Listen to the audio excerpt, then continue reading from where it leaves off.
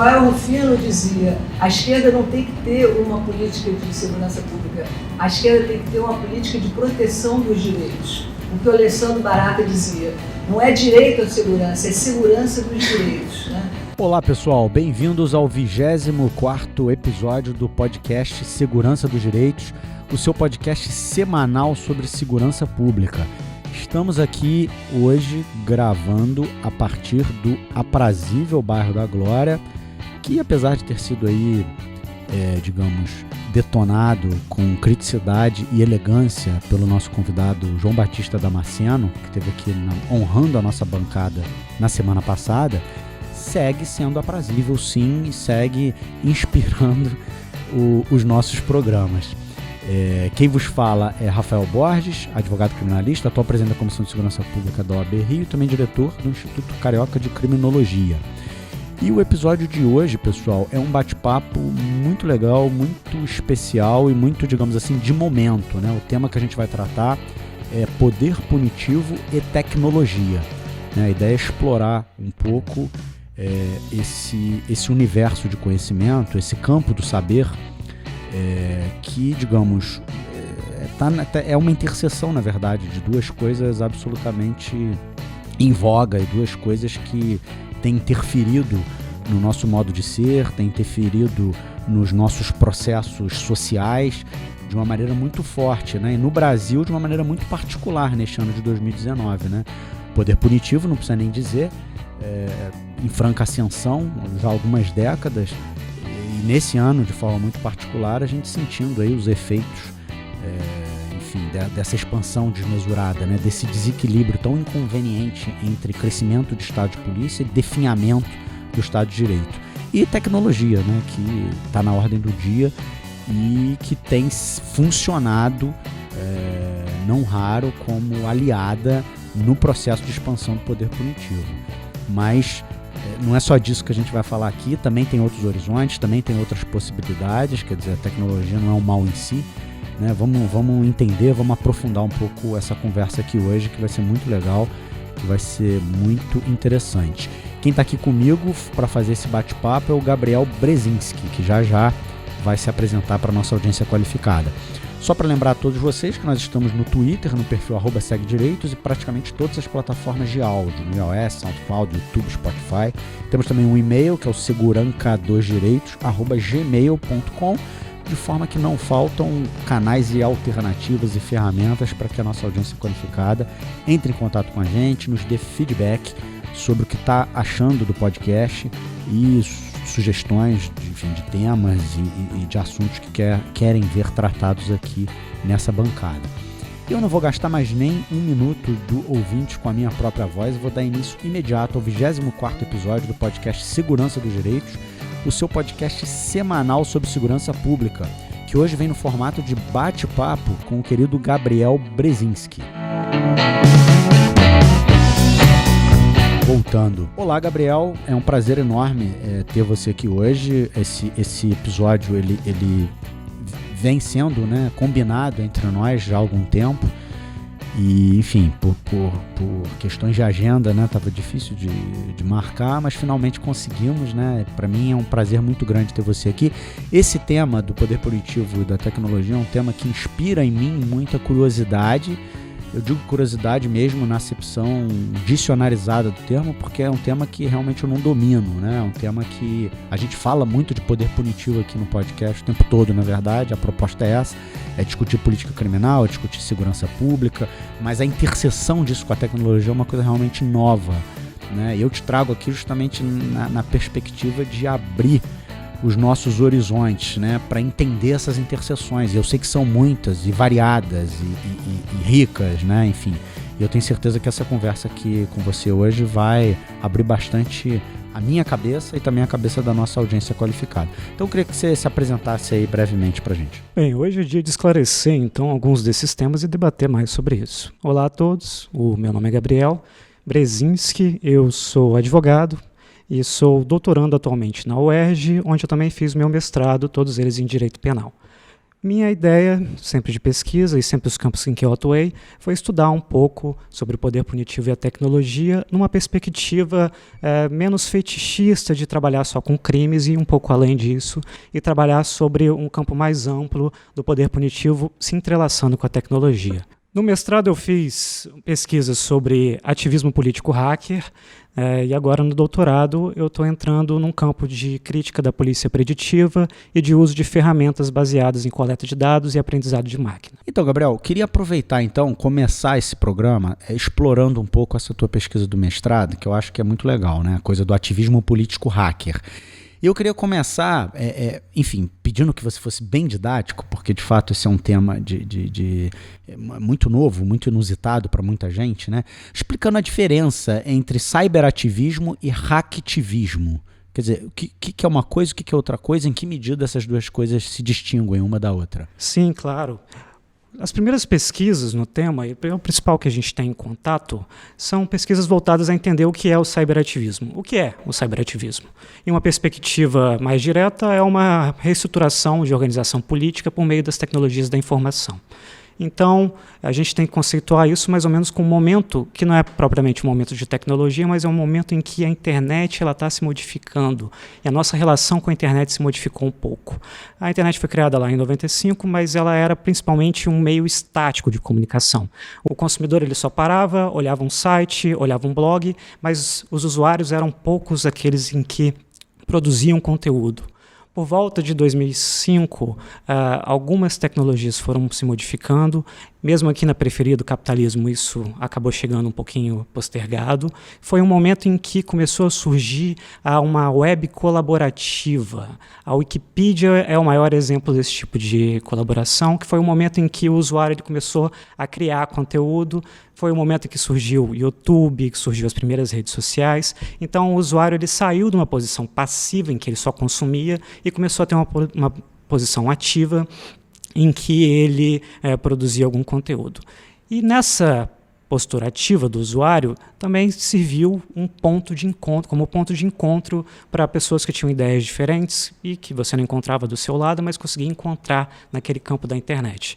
Um processo em que o político entrou em pauta também. Foi o momento que a organização política começou a utilizar dessas ferramentas. Então, mas o cyberativismo ele tem necessariamente um tom político? Tem necessariamente um tom político, e eu penso o seguinte, esse foi um estudo que tentava identificar um momento que era ali em 2007 até 2010, esse nome, e hoje o cyberativismo ele se confunde um pouco com a forma como a gente está se organizando politicamente. Mas nessa época, e aí eu vejo agora que a gente olha até, em certa maneira, com muito otimismo, quando eu leio um Manuel Castells, Redes de Indignação e Esperança, ou um David Ugard, que nós pensávamos que essa organização política que se dá no meio informático, ela ia ser sempre algo otimista e proveitoso. Mas o que a gente percebe agora, olhando para trás, é que por mais que os primeiros protestos acontecessem lá no Occupy Wall Street ou 15M da Espanha, faltou uma leitura aí de que a organização política poderia ser utilizada também, esse campo poderia ser utilizado também como uma forma de se aproveitar da despolitização do usuário e introduzir daí políticas ultra de direita, como estão sendo populistas agora, como estão sendo implementadas. Mas essa é uma leitura que a gente só vê ali para trás. A diferença do cyberativismo para o hacktivismo é a seguinte: esses são processos que aconteciam no mundo físico, discussões que iam ao online e voltavam ao mundo físico. Mas existia um ponto, e existe ainda um ponto, em que não só as discussões políticas acontecem só no campo da internet, como as demonstrações políticas acontecem principalmente na internet. Esse era um campo que foi nomeado aqui por pesquisadores como a Molly Salters, aqui no Brasil o Murilo Machado, um pouco tratando sobre o tema, que não são do direito, como a gente aqui, mas que tentavam tocar nessa área, que é uma mescla da tecnologia da informação, de conhecimentos mais aprimorados da tecnologia da informação, com uma vontade política, com ativismo político. E a isso foi dado o nome de hacktivismo. E o hacktivismo tem a ver, e a gente precisa, talvez, desmistificar um pouco sobre o conceito do que é o hacker. Porque o conceito, digamos, popularizado da figura do hacker é um conceito que coloca o hacker na conta de um inimigo, né? até recentemente, né, esse acontecimento que a gente teve aqui no Brasil, quer dizer, o hacker ele ficou inimigo para uns e ficou amigo para outros, né? Porque dependendo da linhagem política, alguns viram no suposto hacker, né, que teria sido a fonte de informações ali do Intercept, um amigo e dependendo um inimigo. Mas enfim, até esse momento, sem dúvida aqui no Brasil, a visão geral sobre o hacker era de um sujeito do mal, era de um sujeito que estava ali ou para aplicar golpes, ou para, enfim, produzir coisas ruins, né? Essa figura, essa identificação do hacker como inimigo, né? Como é que você vê isso? Vamos desmistificar um pouco o que é o hacker e vamos desmistificar um pouco também o que é o conceito do hacking. A gente abrasileira esse termo para o hack, do hack para o hacker, ou hackear alguma coisa, que eu acho ótimo, e o que se tem que botar em consideração é que o ato de hackear algo, ele começa como conceito para além da internet, para além da tecnologia. Hackear alguma coisa é dar uma destinação diferente para que aquela coisa foi concebida, porque aquela tecnologia foi concebida. É usar da intervenção e usar da criatividade para dar novas finalidades para alguma coisa, para algum objeto. Que é um exemplo de hackear algo? A churrasqueira brasileira feita com roda de caminhão. Você está hackeando uma forma de criar uma churrasqueira. Ao longo da evolução da internet e da tecnologia, um grupo de programadores, lá nos anos 85, ele se apropriou um pouco desse termo no conceito da produção do software livre, que são programas de computador feitos para serem modificados livremente, alterados livremente. Por quê? O ato de hackear algo é um ato principalmente de ressignificação para que você consiga dar liberdade a uma informação e uma liberdade de criar. Então, é ir além das perspectivas de controle e criar algo novo, criar algo inovador. E eles queriam criar coisas novas com softwares, com programas de computador. E eles criaram um movimento chamado software livre, em contrapartida ao movimento que as indústrias do software, do programa que estavam lidando naquele momento, que era tornar os softwares proprietários, softwares fechados. Essa galera é a primeira perspectiva que a gente tem e o porquê desse conflito com essa indústria dos hackers serem primeiro denominados os piratas da computação, os quebradores de código. Essa foi a primeira construção do hacker como inimigo, mas ainda numa perspectiva muito menor. Por quê? Quando você pensava no pirata do computador, ele tinha uma relação meio diferente com a legalidade, mas ainda assim era alguém que estava tentando fazer uma intervenção criativa, criar algo novo. Dependendo até democratizar, né, o acesso àquela, exatamente àquela tecnologia. É exatamente o que eu acredito. E aí, depois desse embate, você tem uma virada depois dos atos terroristas dos 11 de setembro, lá nos Estados Unidos, e aí um pesquisador chamado Sandor Verg, ele faz um levantamento sobre todas as vezes que a palavra hacker aparece em jornais, e ele percebe que depois de 2001 há uma ligação entre hacker e terrorista, ainda que seja uma ligação mais distante, mas ele é sempre colocado nessa perspectiva do hacker como terrorista. E quando a gente olha para a cultura pop, você percebe exatamente uma mudança como se narrava o hacker nessa época. Por quê? Os filmes da década de 90, 95, a Angelina Jolie aparecia lá no Hacker Pirata de Computador, sobre uma perspectiva um pouco cyberpunk, influenciada pelo William Gibson no Neuromancer. Já depois disso, em 2007, por exemplo, quem é o hacker? É o vilão do Duro de Matar 4, que é um terrorista que quer destruir tudo usando o computador para isso. Então, essa perspectiva, essa mudança, ela acompanhou uma nova narrativa, uma narrativa de criar o hacker como inimigo, que a gente está ainda sobre ela aqui no Brasil, muito atrelada também pelo menos a praxe ou a forma como o Anônimo se apresenta. Uma revista, ela apresenta o hacker como um cara sentado com um capuz escondendo o rosto, como se ele fosse o grande vilão terrorista que pudesse aterrorizar e destruir com um clique toda a civilização ocidental. A estética do hacker, ela é geralmente uma estética do inimigo, né? Ou de um sujeito, de um adolescente que fica em casa o dia inteiro no computador, né? Quer dizer, a estética do hacker, ela está sempre associada a essas duas figuras. Nenhuma delas muito positiva, né? Sim, sim. Mas é interessante isso. Realmente, para mim, é um dado absolutamente novo, né? Quer dizer, o hacker nasce num contexto de contestação, vamos dizer assim, né? A propriedade intelectual absoluta que os reis da tecnologia estabeleceram para si, né, no início desse processo, né? E até hoje a gente é refém disso, né? Sem dúvida nenhuma, né? A gente... Sim, e é um pouco curioso, assim como a maioria das pesquisas ou dos discursos jurídicos não se apercebeu disso, porque a gente já viu o inimigo nascer em várias sociedades de várias formas, né? Já foi o estranho lá no direito germânico, já foi o herege, já foi o negro fugido capoeirista. A mulher que virou bruxa, sim. O traficante. E ele é o inimigo do campo da informática, do campo da internet. Ele está sendo consolidado e criado da mesma forma, sendo alimentado por um discurso midiático. Gabriel, existe uma espécie de uma ética hacker, né? Quer dizer, e esse conceito de ética, ele pode de alguma forma se associar a uma atividade que ela é, na sua essência, uma atividade que contraria normas, que contraria, enfim, que bate de frente com o status quo. Quer dizer, existe esse conceito? É possível falar disso? Essa relação diferenciada dos hackers com a legalidade, eu acho que é um ponto principal. O outro campo também principal, ou postulado, é sempre a liberdade de informação e a privacidade, que são ideais compartilhados, mas talvez não exista uma única ética hacker, como a Gabriela Coleman coloca, uma pesquisadora do Anonymous, mas sim uma diversidade de grupos e de éticas diferentes que gravitam. Mas dentro desse grupo, um que interessa para a gente nessa discussão é o grupo dos hackers politicamente motivados, né? Que hoje em dia são principalmente, ou estão principalmente, sobre a bandeira do Anonymous, que não é exatamente um grupo, mas assim uma bandeira que foi consolidada na internet como uma forma de ativismo político, uma bandeira por trás. Fala um pouco do Anonymous. Falo, claro. O Anonymous, ele foi um grupo que teve bastante proeminência.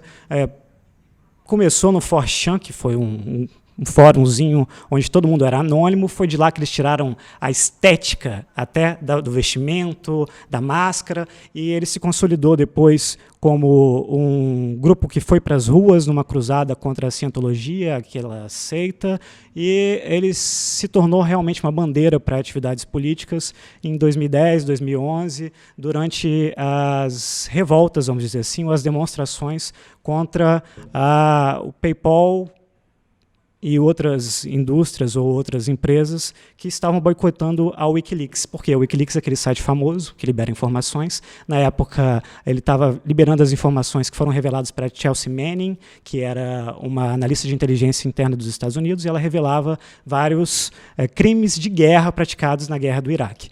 E aí o PayPal resolveu acabar com as doações que iam para o Wikileaks, e por conta disso foi organizada uma espécie de demonstração online. Essas demonstrações online, elas sim foram influenciadas por um livro que está até publicado aqui no Brasil, chamado Distúrbio Eletrônico, em que técnicas de ativismo praticadas no mundo físico foram mais ou menos experimentadas ou levantadas para fazer um paralelo e serem praticadas no mundo online. É o hacktivismo propriamente dito. Uma delas foi a ideia de levar o protesto sentado para dentro da internet, o que depois ficou conhecido como ações de negação de serviço. A gente pode falar mais sobre isso. Exato. Eu queria exatamente entrar, quer dizer, o modus operandi, né, do hacker, ele pode ser de alguma forma categorizado, né? Ele tem determinados conjuntos de ações que eles fazem, né? Quer dizer, você já de certa forma adiantou uma, mas existem outras também, né? Quer dizer, o hacker ou ele age de uma forma, ou de outra forma, ou de outra forma, mas existe uma dinâmica própria da ação do hacker no cyberespaço, vamos dizer assim. Sim, da ação politicamente motivada do hacker, eu acho que são três que são as principais e são o que nós vemos mais cotidianamente, que é essa ideia da ação de negação de serviço, que, como eu poderia explicar para vocês isso de uma forma alegórica? Vamos lá. O que é a ação de negação de serviço? É você acessar concomitantemente por muito tempo um site, enviando muitas requisições para aquele site, de modo que o site não aguente e desligue. Vamos fazer uma alegoria para o mundo físico para isso. Imagine que você tem um elevador em que 10 pessoas, que só suporte 10 pessoas. E aí você coloca 12 pessoas dentro desse elevador. O sensor vai apitar e o elevador não vai subir.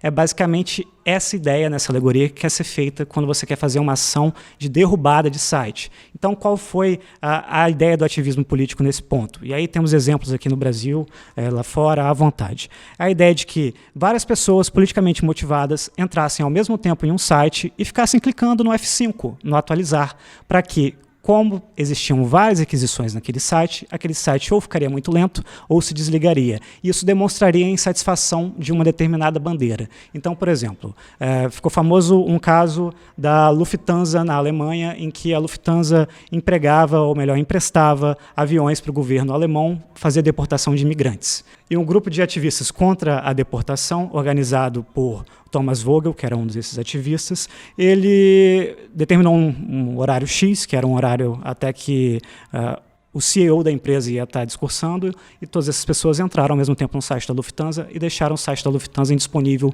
por, se não me engano, alguns minutos, não chegou nem a 1 hora. E ele foi depois acusado e condenado por coação e por apologia ao crime. Mais à frente ele foi absolvido por conta de um entendimento do Tribunal de Frankfurt, mas ainda assim foi um dos primeiros momentos em que esse tipo de manifestação foi repreendida pelo Estado, e onde se levantou um pouco dessa discussão. Aqui no Brasil, e se você quer um exemplo mais próximo, quando um juízo do TJ estadual aqui do Rio bloqueou o WhatsApp, o Anonymous organizou uma dessas ações para indisponibilizar por algumas horas o site do TJ Rio de Janeiro, e conseguiu por alguns minutos, não sei nem se chegou a algumas horas. Uma segunda forma seria a desfiguração de sites. Né? A desfiguração de sites, para um exemplo mais prático aqui, é a ideia de você trocar a vitrine do site e botar uma mensagem, vincular uma mensagem. Na época que o Amarildo foi desaparecido aqui no Rio de Janeiro, o site do PMDB foi alterado para uma página com dizeres pretos perguntando: Sérgio Cabral, cadê o Amarildo? Sérgio Cabral, que é do site PMDB. E a terceira forma dessas todas é o vazamento de informações. Está em alta, em voga agora, mas o vazamento de informações ele pode se dar de várias formas. Ele pode vir do servidor que tem acesso àquela informação, ou um crime de guerra dos Estados Unidos, ou algum outro tipo de crime contra a democracia, vamos dizer assim, ou então de alguém que obteve esse acesso por uma intrusão informática e depois divulgou aquelas informações, ou algo que acontece de vez em quando aqui no Brasil, que é o que eles chamam de doxing. Doxing é você criar um perfil com informações que são públicas de um político, por exemplo, e divulgar. Então, vai aparecer as declarações de patrimônio de campanha, vai aparecer nome, CPF, endereço. É uma forma de trocar essa verticalização, de alterar a hierarquia verticalizada de controle e de vigilância, de uma forma de dizer: nós também conseguimos vigiar você, nós também conseguimos saber o que está acontecendo com você. Entendi, legal. Agora, Gabriel, me parece assim, você citou aí um exemplo, né, lá em Frankfurt, lá na Alemanha, em que essa ação hacker, digamos assim, ela foi criminalizada, né, ela foi reprimida e, enfim, até isso, no fim das contas, parece que a decisão condenatória foi revertida, né, porque eu acho que, principalmente em países onde a vigência do princípio da legalidade é plena, não é fácil, né, enquadrar essas condutas de hacker dentro dos tipos penais que estão aí no cardápio criminalizante, né? No caso do Brasil, pelo menos, seguramente não é possível fazer esses enquadramentos perfeitos, né? Fazer esses enquadramentos de forma a respeitar o princípio da legalidade, da reserva legal. Agora, há, sem dúvida nenhuma, apesar disso, uma escalada de repressão às atividades de hackeamento. Né? Quer dizer, a gente vê, não que a repressão tenha saído das ruas, né? Onde ela sempre esteve, mas há uma migração, digamos, o front do poder de polícia, ele está, acho que com muita dificuldade, né? Porque eles não dominam essa técnica, eles não dominam essa tecnologia, mas ele está colocado ali na internet também, né? Há repressão na internet, não há, nesse momento? Gostei disso daí, eu acho exatamente isso. Grande parte do meu trabalho foi fazer um comparativo de que como essas condutas não se enquadram aqui no Brasil em nenhum tipo penal, mas o que eu quis concluir, para além dessa questão jurídica, de usar a dogmática como filtro do poder punitivo, foi que, quando a gente olha para as manifestações nas ruas, o que nós vemos, e nós juristas já estamos espertos nisso, é que é o quê? Há interpretações forçadas para levar a uma prisão preventiva, há também a repressão pura e simples, ou uma repressão que passa por outros tipos penais, já que a gente tem um caleidoscópio de tipos penais. Então você saca uma associação criminosa, antiga quadrilha, você tenta pegar um crime de perigo abstrato, né? Você pode se servir de um cardápio gigantesco de tipos penais para poder enquadrar essa conduta. E aí, e aí a gente pode fazer até um paralelo com o que está acontecendo agora, eu já alertava naquele tempo, no tempo que eu escrevi, que a repressão ia acontecer da mesma forma como se dá nas manifestações de rua, que nós juristas já estamos espertos, mas como isso é novo e como isso está num campo diferente, que a gente ainda não está acostumado, deixamos um pouco passar. E como que está acontecendo? Se interpretando crimes, por exemplo, de interceptação telemática de uma forma errônea, propriamente errônea, tentando fazer uma expansão da invasão de dispositivo informático para colocar um serviço de Telegram como se fosse um dispositivo informático. Não é, veja bem, não é. Usando associação criminosa para justificar a prisão temporária. Então, se perceba, a mesma forma como a repressão se dá nas manifestações de rua, ela vai ser deslocada para dentro das manifestações que acontecem na internet. Não tenha dúvida nisso. A gente tem que estar esperto nesse sentido e ter instrumentos para perceber isso e até instrumentos jurídicos para lutar contra isso. E assim como na rua, né, a população, né, resiste, também há resistência na internet, né, a essa repressão. Né, o pessoal está... Você fala, né? A gente tem que ficar esperto. Os hackers estão espertos, né? Com essa... Existem caminhos para fugir dessa repressão e continuar promovendo as pautas políticas que são do interesse desses grupos políticos, apesar da repressão, né? Claro, claro. E eu acho, sim, que o primeiro passo é se entender ou se discutir o quão válidas são ou quão importantes são esses tipos de manifestação política para a democracia, porque nós precisamos dessa oxigenação. Se, por exemplo, o vazamento de informações da Chelsea Manning nunca tivesse ocorrido nos Estados Unidos, nunca se saberia que um helicóptero Apache foi ordenado para alvejar uma vila inteira. Então, em determinados pontos, nós precisamos dessas oxigenações para continuar funcionando dentro de uma democracia. Que você, na sua pesquisa, trabalhou um pouco esse conceito de desobediência civil eletrônica, né? Isso, eu queria construir um caminho de alocar esse tipo de... Uma categoria jurídica. Isso, de como desobediência civil eletrônica, e daí eu acabei chegando numa categoria jurídica dentro das nossas regrinhas de evitar a punição, que está lá na culpabilidade. Mas existem outras propostas que estão dentro dos critérios do direito penal e que outras pessoas podem partir da desobediência civil e criar aí formas de contenção do poder punitivo. Acho que desobediência civil, direito de resistência, né? Isso tudo vem muito em favor.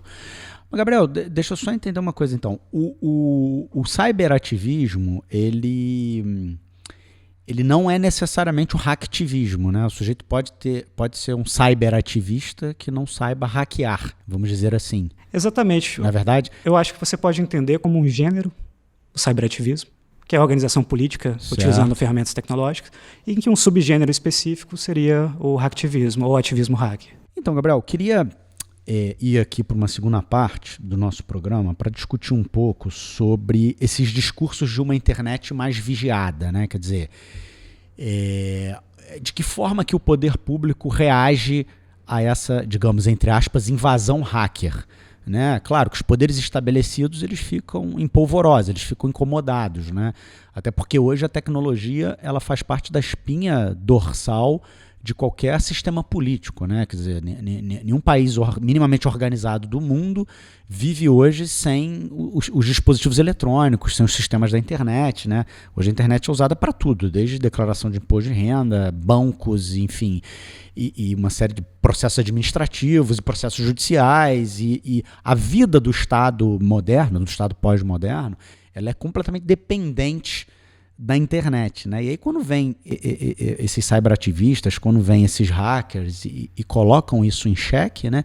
O status quo reage, né? E reage reclamando vigilância, né? Reclamando vigilantismo, né? Como nenhuma novidade nesse front, né? Vamos ser sinceros, como você deu aí outros exemplos de outras categorias perseguidas, né? Ao longo da história. Né? E antes de serem perseguidas, elas foram vigiadas, elas foram apontadas, elas foram estigmatizadas. Né?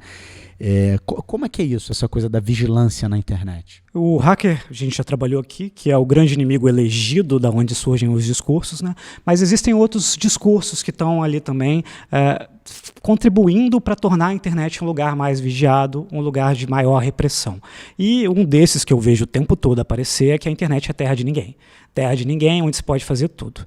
E olha, veja, é verdade que quando a internet foi criada, lá na ARPANET, ela foi feita para ser uma rede descentralizada em que não houvesse filtro né? Inclusive, a gente usa o mesmo protocolo até hoje, que é o TCP/IP, um protocolo técnico que permite com que qualquer um seja emissor e receptor, sem que tenha um filtro geral que controle o que acontece na internet. A internet nasce sob o signo da liberdade, né? Exatamente. Nasce dentro de uma cultura acadêmica, tá? Muitos dizem que nasceu de uma pesquisa militar, mas é bem diferente do que... sim, tinham recursos de uma tecnologia militar, mas ela nasce dentro do que hoje o ministro da Educação diria que é a balbúrdia. E essa terra de ninguém é um discurso falacioso por 2 planos. Acho que o primeiro plano dele hoje é que a internet ela se tornou um lugar controlado por plataformas. Em qual sentido? Você não acessa mais a internet sem estar fora do Facebook, sem estar fora do Twitter, sem estar fora do seu mensageiro instantâneo, dessas várias empresas que são as suas plataformas para você se comunicar. E elas exercem um poder de controle sobre você e sobre o conteúdo que você está divulgando na internet. Então já começa como um ponto falacioso por causa disso. E o outro ponto falacioso é de que há uma falsa simetria aí, como se o mundo físico fosse um lugar vigiado o tempo todo. Veja, o Estado não sabe o que eu faço dentro da minha casa, dentro das minhas relações de amizade, ele não sabe tudo o que acontece ali na Floresta da Tijuca. Não é assim. Não é assim porque o ser humano precisa de um espaço de liberdade para poder existir, para poder exercer a sua personalidade, sua intimidade, seus direitos fundamentais.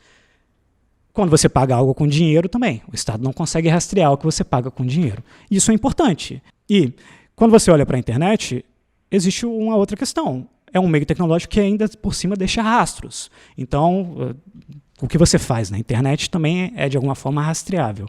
Para mim, esse é um discurso duplamente falacioso que é alimentado por uma cultura do medo. Uma cultura do medo muito midiática, né, que quer falar ou que sempre apresenta a internet como um lugar para a prática de crimes, um lugar que deve ser mais vigiado, um lugar que se apresenta como uma terra de ninguém, e aí inventam deep web, dark web, a web escondida para dizer que ali é um campo para a criminalidade, como se a criminalidade fosse algo e não a criminalização, né? Claro, como se a criminalidade fosse um dado, né, científico. Não, eu e assim, na minha clínica advocatícia, Gabriel, eu vejo exatamente isso que você está falando acontecer na forma como as agências policiais acendem esses discursos sobre crimes de pirataria, sobre pornografia infantil através da internet. Quer dizer, esses me parece que são os ganchos mais comumente utilizados para atrair a empatia, né, popular, no sentido dessa pauta de vigilantismo exacerbado, né? Muito bons 2 exemplos, vamos lá. A pirataria, que sempre foi uma das primeiras bandeiras para tornar a internet mais vigiada, ela é um discurso que está um pouco embaixo, por quê? Ele foi um discurso que foi muito alimentado pela indústria fonográfica em um momento em que a indústria fonográfica estava perdendo renda. Por quê que ela perdia renda nesse momento? Quando a internet estava começando a ser um campo de divulgação de informação. Porque a indústria fonográfica ela perdeu o monopólio do produto, da venda casada do trabalho imaterial. Por que eu digo venda casada? O que é você vender um DVD de R$80? É você pegar um trabalho imaterial, um trabalho intelectual, colocar ele num produto físico e colocar na prateleira e vender lá por R$80 e dar 50 centavos para o autor daquele produto. E quando você faz essa venda casada, que está ali sobre a bandeira da propriedade intelectual, você controla a escassez do mercado. E se você controla a escassez do mercado, você controla o preço também.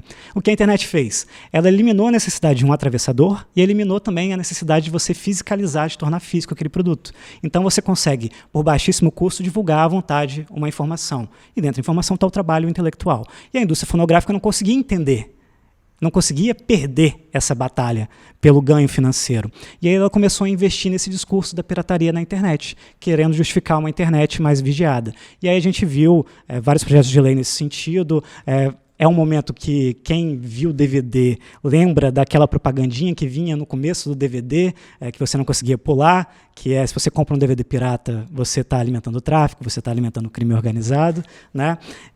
Só que o seguinte, esse discurso perdeu força. Por que ele perdeu força? Primeiro porque ele é impopular, porque grande parte da população, principalmente aqui no Brasil, em que há uma discrepância gigantesca social, não consegue consumir esses produtos, senão por meio dessas formas, digamos, alternativas de você conseguir a compra, ninguém tem R$80, ou ninguém pode se dispor a pagar R$80 por um DVD, e também porque cenas musicais diferentes, o Tecnobrega, o 150 BPM, aqui no Rio de Janeiro recentemente, se utilizaram da internet para poder divulgar as informações, divulgar o trabalho dele, coisa que a indústria fonográfica não estava tão interessada nessas cenas musicais.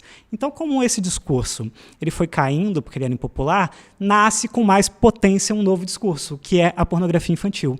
Toda a discussão que a gente tem sobre tornar a internet mais livre, sempre aparece aquele último ponto que geralmente termina a conversa e alguém questiona mas e as criancinhas? Mas e as criancinhas? Olha, veja bem, os últimos dados que eu tenho do SaferNet, que é um site especializado em fazer esses levantamentos de estatística de criminalidade, e eu sei que a criminalidade, ou que estatística de criminalidade é algo furado, e que a estatística é violenta, e não a violência da estatística, mas esse levantamento percebeu que só 4% das condutas criminalizadas que aconteciam na internet eram de pornografia infantil. Então, veja, não são muitos os crimes que acontecem na internet, são praticamente os crimes que só podem ser feitos à distância. E todo o aparato estatal está voltado para repreender pornografia infantil, né? Como um dos pilares. E ainda assim eles só conseguem 4%. Sinal que tem alguma coisa errada nesse discurso, ou que esse discurso está sendo utilizado para mais do que um interesse. Claro, politicamente. Agora, Gabriel, uma curiosidade, qual que é o crime que tem relevância estatística aí na coisa da internet? Geralmente são crimes patrimoniais. Golpes, né? Fraudes. Crimes patrimoniais, alguns crimes contra a honra, assim. Entendi. Ameaças, esse tipo de coisa. Entendi. E existem os crimes propriamente informáticos, né? Mas sim. Eles são menos frequentes ou menos... A incidência é menor. Há menos interesse em perseguir esse tipo de crime. Entendi. E o curioso é que esse discurso principalmente esse discurso da pornografia infantil, né? Ele interdita muitos debates, né? Inclusive dentro de um campo, digamos, politicamente mais progressista, né? Porque você fica interditado ali, colocou a criança no meio, aquela coisa de... Não tem, quer dizer, até os progressistas se tornam punitivistas, né? Eles abrem exceções para esse tipo de fenômeno, né? Eu não estou aqui fazendo apologia, longe de mim, né, da pornografia infantil, claro que não, é um problema, evidente que mas a gente está analisando isso aqui como um fenômeno social, né? Como que o progressismo não dá conta de compreender isso e dentro ainda mais dessa realidade que você está revelando para a gente? Eu tento apresentar, ou fazer esse alerta para esses discursos progressistas que apostam no punitivismo, e que eles sempre entram nos pontos, por exemplo, de intolerâncias em geral, raciais, religiosas, pornografia de vingança, proteção à infância. Só que, assim, esses discursos progressistas que às vezes são de boa fé, como falou um convidado aqui já uma vez, Thiago Joffre, eles se esquecem que o sistema de justiça criminal ele é voltado para determinadas finalidades, ele tem determinados objetivos. E esses discursos eles vão descolar da intenção original e servir principalmente para a criminalização, ou seus efeitos serão sentidos pela classe trabalhadora, né? Então, quando você levanta esses debates, tenha cuidado para não cair no punitivismo também, porque esse discurso, além de cair sobre a classe trabalhadora, pode voltar para os próprios progressistas. Veja, há um debate atual em relação à perseguição online, ou stalker, né? E esse é um debate que veio da violência de gênero e que já está mais ou menos consolidado lá na Lei Maria da Penha, mas ele está migrando da intenção original, que era a violência de gênero, nos projetos atuais do Senado, e ele está se tornando um monstro. Por quê? Quando você olha para o que é perseguir alguém online, ofender aquela pessoa, que pode ser determinadamente um crime contra a honra, ameaçar aquela pessoa, né? Condutas que já estão criminalizadas. Então, você está querendo criar aqui um novo tipo penal, que é o tipo penal da perseguição, e no projeto atual, que é o proeminente, dentre as condutas de perseguir alguém online, está lá você impedir ela de realizar as suas opiniões políticas. Então, veja, se você tira violência de gênero, se você tira ameaça, se você tira ofensa, o que sobra? O que é perturbar alguém e impedir que ele se manifeste politicamente? Olha, a desconfiança é o fardo do penalista. Hoje nós vivemos um momento mais ou menos democrático, mas pode ser que amanhã não. E pode ser que amanhã você ir no Twitter do presidente e fique todo dia lá comentando: presidente, cadê o Queiroz? Seja perseguir. Então, muito cuidado quando você aposta nesse tipo de discurso punitivista, porque ele pode se voltar. Você levanta um ponto fundamental que transborda até desse debate sobre poder punitivo e tecnologia, né? O horizonte de longo prazo, o horizonte distante de qualquer criminalização é sempre o controle social, é sempre estabelecer o controle social, né? É fortalecer as amarras das quais o Estado dispõe para controlar pessoas. Né?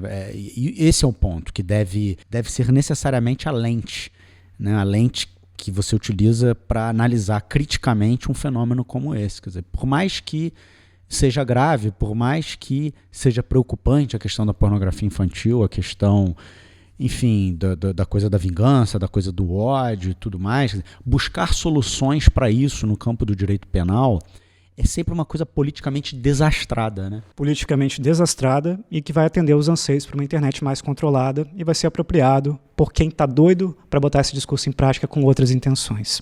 E, Gabriel, falando de controle, a gente já teve algumas experiências aqui no Brasil, né?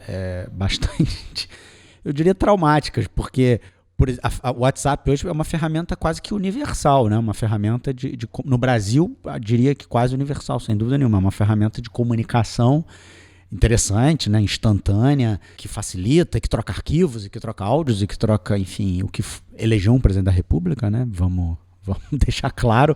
Mas é uma ferramenta de comunicação, ponto, né? E que ela foi já, por pelo menos algumas vezes, né? Vítimas aí de ativismo judicial, de não sei do que. Como você vê isso? Foram 4 decisões, todas de juízos criminais, suspendendo o WhatsApp, porque o WhatsApp se negou a fornecer as informações da interceptação pretendida pelo juízo. Alegando a coisa da criptografia, né? Exatamente. Veja bem, o judiciário, às vezes, ele arredia a entender a matemática e a entender a tecnologia. Então, acostumados com a investigação sentada, que é você simplesmente requerer a interceptação para uma indústria telefônica, por exemplo, para a operadora telefônica, eles requeriam o WhatsApp para que o WhatsApp informasse o que estava acontecendo naquela conversa. O WhatsApp informava de volta: olha, nós usamos uma tecnologia chamada criptografia de ponta a ponta, em que só o emitente e o receptor têm acesso à conversa. A gente não consegue interceptar ela no meio do caminho, porque se interceptada ela vai ser algo incognoscível, vai ser letras e números, algo que é impossível de ser lido. E os magistrados não entenderam isso, sacaram lá do fundo da cartola um poder geral de cautela, né, e mandaram suspender o serviço no Brasil inteiro.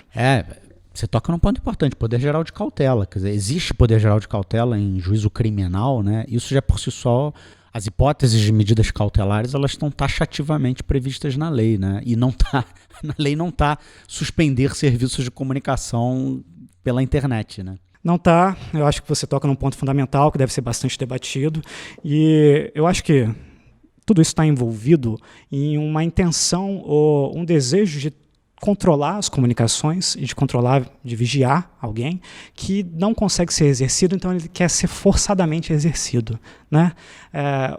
O judiciário, pessoas ligadas à polícia, indústrias de segurança, vêm falando sobre a possibilidade de se criar uma chave mestra ou uma, digamos, passagem secreta para que você conseguisse entrar no aplicativo de comunicação e ter acesso àquelas conversas. Essa seria uma passagem secreta que ficaria conhecida, ou uma chave mestra, apenas para o Estado. Mas veja como esse discurso é falacioso. Porque eles sabem muito bem que, ao criar essa passagem secreta para coibir crimes em geral, você está deixando vulnerável toda uma população para fazer uma repressão seletiva e específica de algumas coisas. Por quê?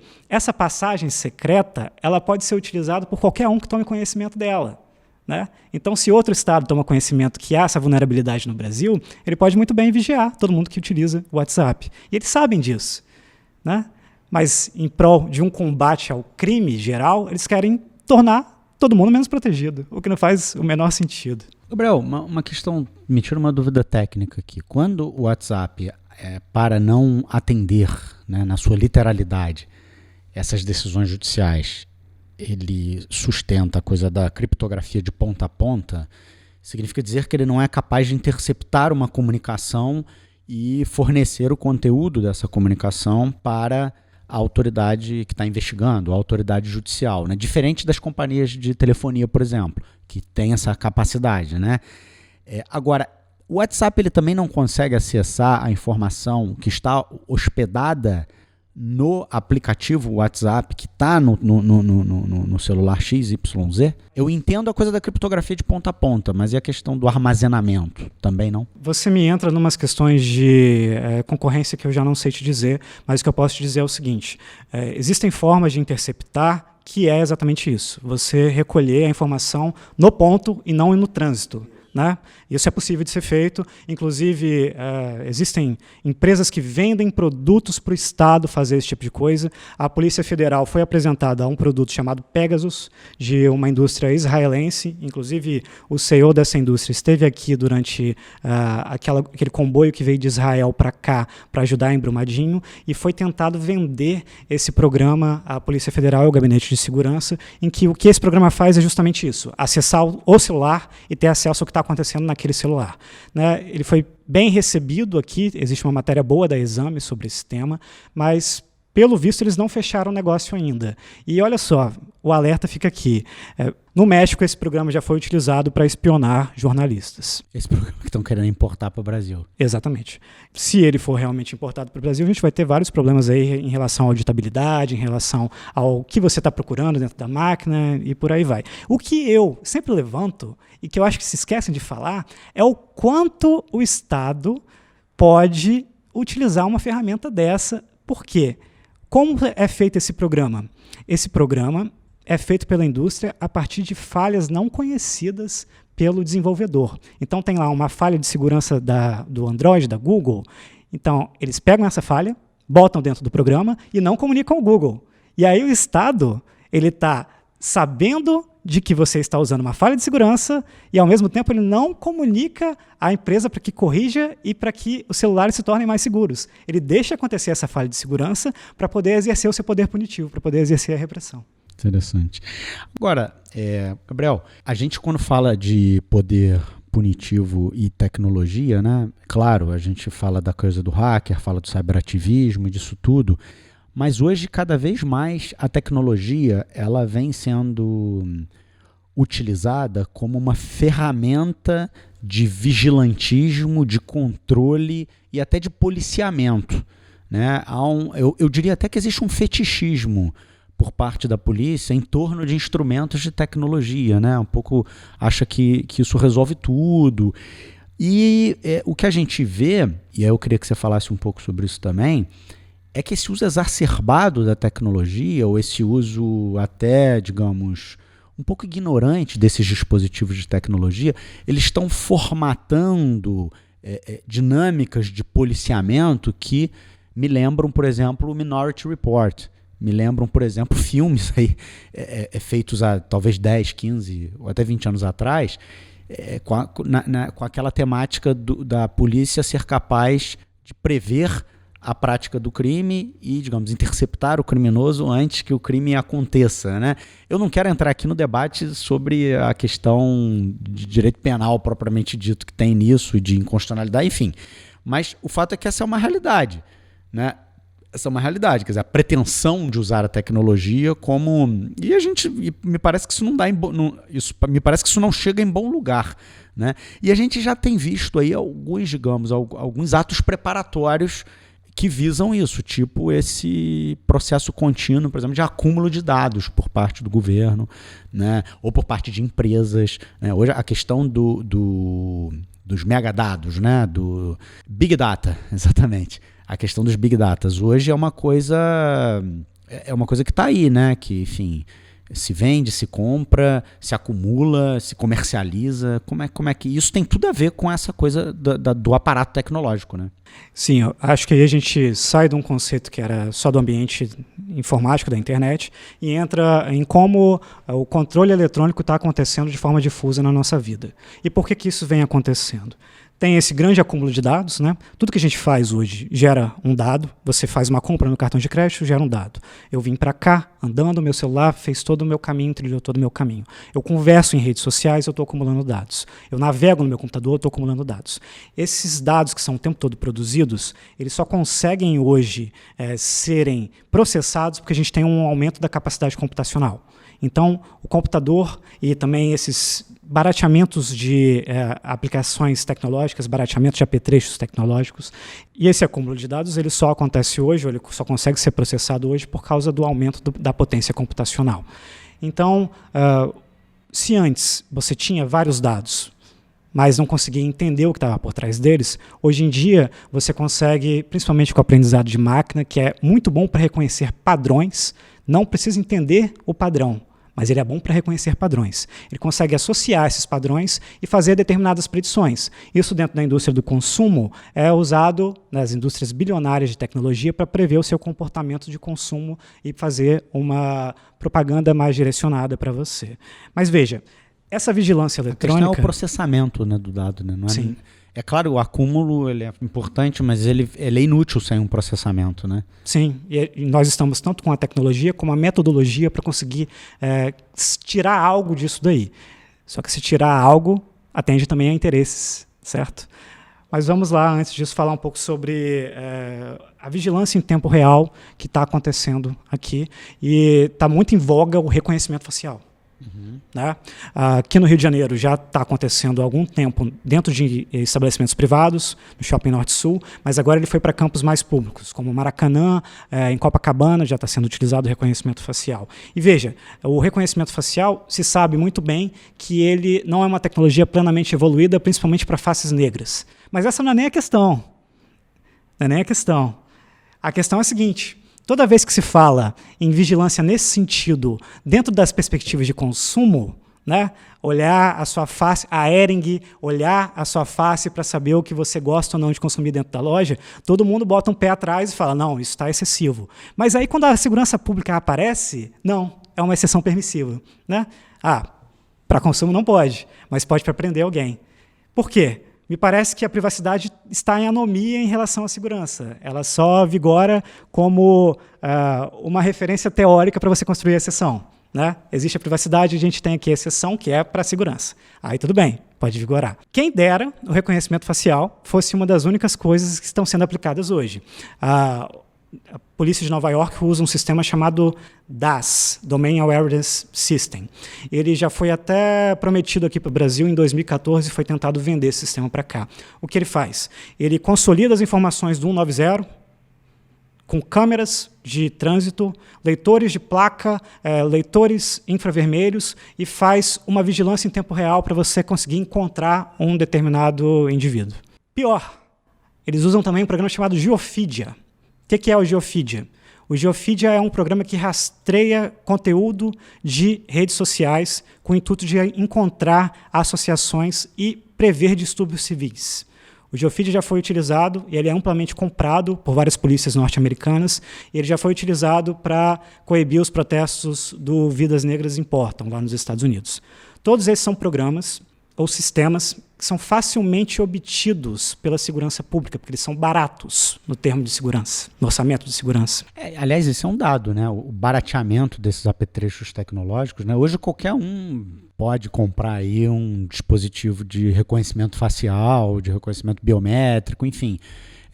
E comprar dados também, né? Comprar programas que processam esses dados, né? Quer dizer, isso é uma realidade perigosa, né? O barateamento desses apetrechos, né? Quando eu entrei aqui, o porteiro do prédio recolheu a minha digital e recolheu a minha cara. Esse é o nível de barateamento dos apetrechos e o nível de produção de dados que está sendo utilizado, que pode ser empregado para fins de segurança pública. E tudo isso está envolto sob uma bandeira de gestão da criminalidade, né? Para a gestão da criminalidade, você consegue cooptar tudo isso. É o que justifica, né? Cooptar todos esses dados e partir de uma política de segurança de vigilância constante. Gabriel, você falou, quando você estava falando do reconhecimento facial, a coisa do reconhecimento de faces de pessoas negras. Eu queria que você desenvolvesse um pouco isso. O que é? Na verdade, pelo que eu entendo, existe uma dificuldade. O reconhecimento facial ele é um processo de reconhecer padrões, né? Então, a máquina ela começa a reconhecer padrões conforme você vai alimentando ela com dados. E os testes até hoje indicam que, embora reconhecer padrões de faces brancas seja relativamente fácil, a de faces negras nem tanto. Há uma certa confusão e, por vezes, há erros como já teve aqui em Copacabana, quando uma senhora foi detida porque ela parecia com outra pessoa com mandado de prisão em aberto. E ela foi detida em função de um dispositivo de reconhecimento facial? Reconhecimento facial, aqui em Copacabana, esse ano, sim. E o UK, o Reino Unido, já passou diversas leis de reconhecimento facial e já está configurado como um estado de vigilância constante, assim. Mas o reconhecimento facial é relevante? Mas existem outras formas de você identificar uma pessoa, né? O seu próprio celular, ele dá até mais dados que o reconhecimento facial. E tudo isso é empregado em conjunto para controle e para vigilância, sob justificativas de combate à criminalidade. Agora, Gabriel, fala um pouco assim, sobre experiências de predição, né? Quer dizer, eu abri um pouco esse tópico falando sobre o tanto que a cinematografia já se dedicou a pensar que a gente chegaria nesse nível, né? E me parece que ela acertou, né? Parece que de alguma forma a gente está chegando na polícia preditiva, né? Nessa polícia que quer... Bom, o que não faltam são medidas preditivas, né? No processo penal brasileiro, sobretudo, elas abundam, né? Aliás, temos por excelência a prisão preventiva para garantia da ordem pública, né? Que nada mais é do que uma prisão que quer evitar a reiteração delitiva. É a prisão preditiva por excelência. A prisão provisória é uma prisão preditiva, né? Mas não é disso que a gente está falando. Está falando dessa polícia que é preditiva em função do uso e do abuso de recursos tecnológicos, né? O que você tem? Imagine que você é um jovem negro que mora na periferia de Chicago. Um belo dia batem na sua porta e você atende, é um policial e um assistente social. Eles te apresentam uma carta e dizem, olha, nós recolhemos os seus dados, né? Recolhemos o seu histórico escolar, recolhemos os seus dados financeiros, percebemos que você está há tanto tempo desempregado, percebemos que seus amigos e seus familiares tiveram passagem pela polícia, inclusive você teve uma passagem aqui por uso de cannabis. E o computador analisou todos esses dados e pegou em um padrão de associação que você é um possível delinquente, né? Então, nós te colocamos aqui numa lista chamada Lista dos Suspeitos Estratégicos. Se você delinquir, a repressão será com toda força. Então você ouve aquilo e diz, certo, vou andar pianinho então e nada vai acontecer comigo. E aí, já que você é uma pessoa que não teve acesso ao mercado de trabalho, só te sobra um emprego precário, talvez de entregador de aplicativo. No meio da noite você está passando numa rua escura para entregar lá o seu produto, ganhar o seu centavo com isso, mas você não sabe que aquela rua ela foi escolhida por um sistema chamado Predpol como uma rua de alto índice de criminalidade. Por quê? E aí, veja bem, o sistema Predpol, ele filtrou toda a estatística criminal, que a gente sabe que não é neutra, né? Porque ela parte de um processo de seleção do que a gente considera como crime e o que é capturado pela rede de repressão policial. Mas ainda assim, ele pegou essa estatística e considerou que aquela rua é um lugar em que há alto índice de roubo de veículos. Então, o que foi feito? Foi colocada uma viatura ali no escuro. E os policiais, já influenciados por essa previsão, olham com suspeita para todo mundo que passa naquela rua, inclusive indivíduos com seu estereótipo, né? Eles te param, né? Fazem uma abordagem policial, e aí vão consultar o seu nome no tablet que está na viatura policial. E olha que coisa, você está na lista de suspeito estratégico. Então, se antes você já era um suspeito, agora você é uma besta selvagem que tem que ser contida. E aí eles vão, te algemam, te jogam no chão, e você é irritado pela abordagem policial, né, tenta se desvencilhar. Vai para a delegacia, como resistência à prisão e desacato. Chegou na delegacia, como você é um criminoso de carreira, para quem é incapacitação seletiva, como até um conterrâneo meu do Espírito Santo trouxe como pergunta para cá, né? Verdade. Ela te obriga, ou melhor, ela influencia o judiciário a fazer uma proposta de condenação na negociação. Ela obriga a acusação no plea bargain a te oferecer uma pena alta e você se vê obrigado a aceitar. Sua última esperança vai recair sobre quem? Sobre o juiz, né? Você espera que ele entenda a sua situação e dentro de uma margem de discricionalidade ele vai te aplicar uma pena menor. Ledo engano, na verdade você será sentenciado a partir de um software chamado Compass, ou algo parecido, que vai averiguar o seu risco de reincidência de acordo com critérios que não são especificados, inclusive que talvez os próprios desenvolvedores desse sistema não sabem, porque eles alimentam com determinadas informações e quem escolhe o peso dos critérios para avaliar o risco de reincidência é o próprio computador, de acordo com o aprendizado de máquina. O resultado disso é uma sentença altíssima. Tempo, sonhos e liberdade são retirados de você e você fica sempre com aquela pulga na cabeça, ou você fica sempre com aquela pulga atrás da orelha por que a minha avaliação de risco foi alta. E a sua avaliação de risco vai ser alta e você não saberá por quê, já que a Suprema Corte de Wisconsin, nos Estados Unidos, definiu que, como o software é proprietário, é produzido por uma empresa, por questões de livre concorrência, ele não pode ser auditado, senão essa indústria, essa empresa, perderá o seu principal fonte de renda, que é o desenvolvimento. Né? Bem-vindo ao Minority Report 2, escrito e dirigido por Enrico Ferri. Que coisa impressionante. Você mencionou um software de produção de sentença? Ele não é de produção de sentença. Nos Estados Unidos, ele é utilizado como um relatório de pré-sentença. Então, ele é apresentado com o risco de reincidência daquele indivíduo que está sendo julgado ali, e ele serve para dar respaldo à decisão judicial.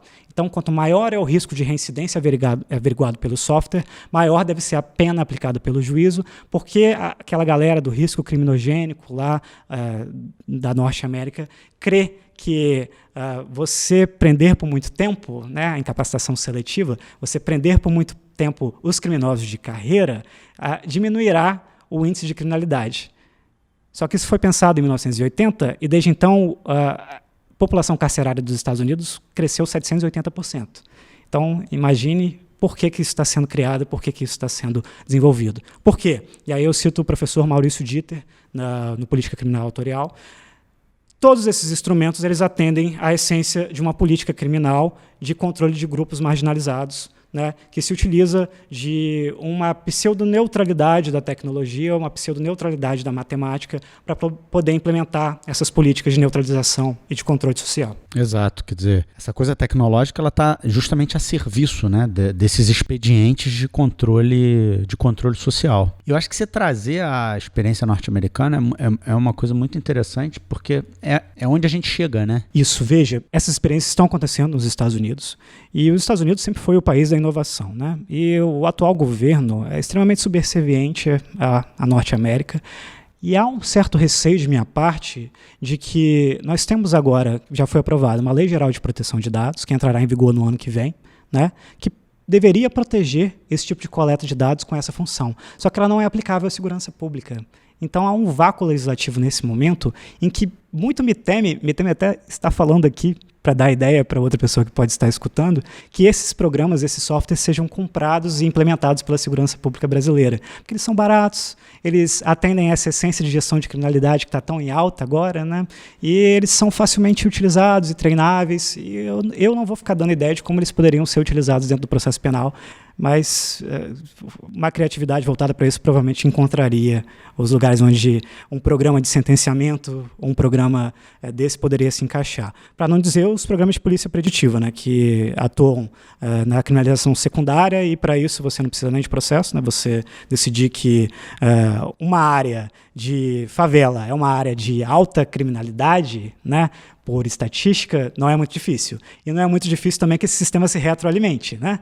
Porque, como vai ter vigilância constante policial naquele espaço, você vai produzir mais estatística. Então, cada vez mais a estatística vai estar correta. Claro, a estatística ela vai se alimentar, ela vai se retro-autoalimentar a partir da incidência policial naquele território específico, né? Muito legal. Gabriel, você me deixou confuso, né, na verdade, porque a gente começou o bate-papo um pouco enaltecendo a tecnologia, o cyberativismo e o hacktivismo e tudo que a tecnologia pode propiciar em termos de... Você até falou sobre desobediência civil eletrônica, direito de resistência, quer dizer, tudo que a tecnologia pode...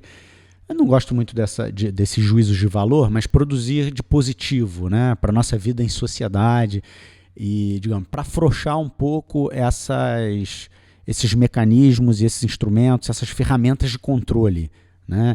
E a gente termina um pouco esse programa maldizendo a tecnologia, né? Porque ela me parece hoje o principal instrumento, quer dizer, a experiência preditiva que você contou para a gente aqui, e essa é uma realidade, né? A polícia preditiva é uma realidade, o uso dos petrechos tecnológicos para fins de controle social é uma realidade, né? E qual é o suco que a gente faz disso, quer dizer...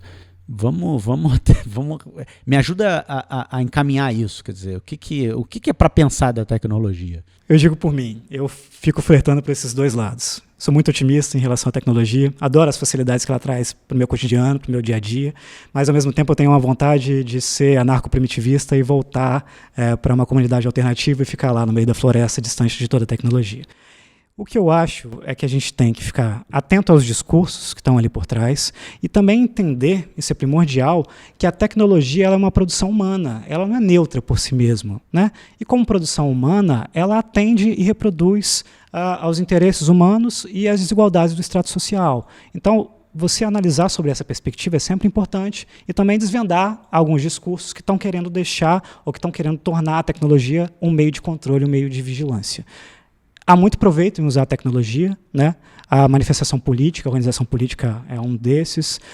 O fato da gente conseguir o tempo todo entrar em contato com os nossos pares, o tempo todo trocar ideias, o fato de a gente estar podendo fazer esse podcast nesse momento, levar informação para várias pessoas, né? Isso é fundamental. Nosso caminho a ser trilhado, com certeza, vai ser da sociedade cada vez mais em volta da tecnologia, né, até num ponto em que só quem tem muito dinheiro vai conseguir ficar distante da tecnologia, né? Será, na verdade, um luxo ficar distante da tecnologia, mas eu gostaria de dar passos com cautela e eu sempre sou contra aquele discurso de que o direito não consegue acompanhar a tecnologia. Veja, o direito tem que estar um pouco atrás, sim, da tecnologia para poder analisar com frieza, né, e construindo um caminho com cautela, um caminho em que a tecnologia seja mais proveitosa para a sociedade e menos repressiva. Gabriel, muito legal. Você trouxe aqui temas, pelo menos para mim, completamente inéditos no meu campo de reflexão. Realmente é um espaço muito rico de debate, ao mesmo tempo em que... E ao mesmo tempo que é inusitado, é muito presente, né? Quer dizer, você falando, você não falou nada que tenha escapado da minha experiência diária e tudo mais, mas era coisa sobre a qual eu nunca tinha refletido, né? Pelo menos nunca com essa ferramenta que você entregou pra gente e com todos esses níveis de criticidade que você trouxe pra gente. Eu acho que você está enriquecendo demais essa bancada aqui hoje, de maneira que eu queria te agradecer muito por você estar aqui. Foi muito bom mesmo. E eu queria te passar a palavra agora, Gabriel, um pouco aí já uma tradição desse podcast, pedindo que você indique para os nossos ouvintes um livro que você repute importante, mas que, como você sabe, não seja um livro jurídico propriamente dito, né? Aliás, essa semana a gente colocou no Twitter um levantamento de todos os livros que já foram indicados por todos os convidados aqui até o episódio 23, né? A gente fez lá uns cards com todas as indicações de livro e o convidado respectivo, né? Então é isso. E eu queria também, te passando a palavra agora para você dar essa dica, para você fazer suas considerações finais, queria que você falasse também um pouquinho, que eu sei que você tem um projeto lá na UERJ, né, sobre direito penal e tecnologia. Eu queria que você falasse um pouquinho também sobre isso para os nossos ouvintes. Bem, eu gostaria de agradecer primeiramente o convite, foi muito bom aqui bater esse papo, levar a público esses temas que são bastante relevantes, devem ser mais discutidos. E quanto ao projeto que a gente está lá na UERJ implementando, é um projeto em parceria e supervisão com o professor Davi Tangerino, de criar uma disciplina de Direito Penal e Tecnologia para graduação. Nós já estamos na terceira versão dessa disciplina, onde é uma curatela de temas variados de Direito Penal e Tecnologia, né, de Poder Punitivo e Tecnologia, em que nós debatemos e levamos mais à frente para que os alunos possam depois produzir suas pesquisas próprias e se aprofundar mais nesses temas de tecnologia, que eles gostam muito, né? E que os juristas mais antigos têm um pouco de receio de botar a mão. Os livros que eu queria indicar, e aí eu digo livros, já estou saindo um pouco da regra, mas o primeiro deles é A Morte de Ivan Ilitch. É uma novelinha do Tolstói, bem pequena, e ela trata sobre Um juiz que, no final da sua vida, no seu leito de morte, ele começa a refletir sobre a atividade profissional dele, sobre a vida dele. Ele que sempre foi um juiz aplicador ferrenho da lei, muito ambicioso, né? Sempre quis subir dentro do judiciário, dentro da carreira dele. E ele percebe no seu leito de morte que a carreira dele, o fato dele ser esse juiz tão rigoroso, na verdade atendia a interesses que estavam além dele, né, e que ele poderia ser a qualquer momento substituído. Talvez isso seja uma leitura para todos os servidores de informação do judiciário, e se algumas personalidades do judiciário tivessem lido esse livro, umas que estão sempre no holofote aí, talvez tivessem aprendido um pouco mais. E o meu segundo livro é Weapons of Math Destruction, Armas de Destruição Matemática, de uma matemática chamada Cathy O'Neil.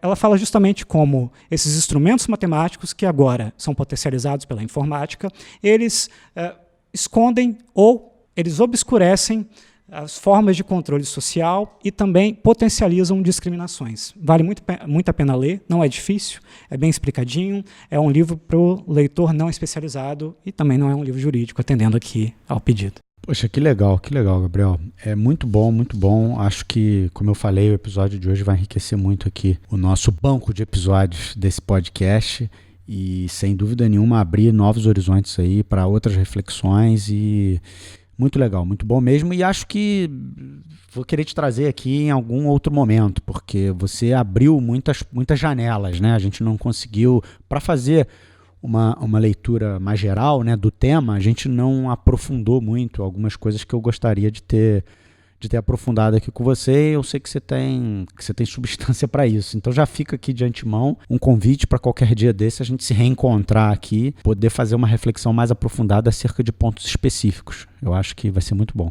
Já está aceito de antemão, e sempre que houver um tema de tecnologia que seja um tema do momento ou um tema que mereça um debate, me chame que com certeza eu posso vir aqui e tratar com ele junto da bancada. Legal, muito obrigado. Bom, pessoal, então com isso chegamos ao fim do nosso 24º episódio do podcast Segurança dos Direitos, seu podcast semanal sobre segurança pública. Só para lembrar a todos que nós estamos no Twitter, no perfil @segdireitos, em quase todas as plataformas de áudio, e temos também um e-mail, que é o seguranca2direitos@gmail.com. Agradeço muito a todos vocês, a nossa audiência qualificadíssima, e até a próxima semana. Um grande abraço.